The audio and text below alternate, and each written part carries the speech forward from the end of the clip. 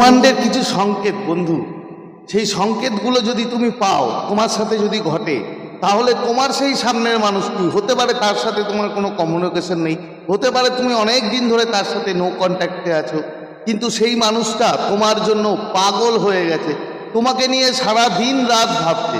তো সংকেতগুলো কি? প্রথম সংকেত, তুমি যখন ঘুম থেকে উঠবে, সারা রাত ঘুমানোর পর সকালবেলা যখনই তুমি ঘুম থেকে উঠবে, তখনই বন্ধু প্রথম তার কথাটাই তোমার মনে পড়বে, একদম 100%। যদি এটা হয় তাহলে তুমি মনে করে নাও তোমার সেই প্রিয় মানুষটি, তোমার সেই কাছে মানে কাঙ্ক্ষিত মানুষটি, সে কিন্তু তোমার জন্য পাগল হয়ে গেছে।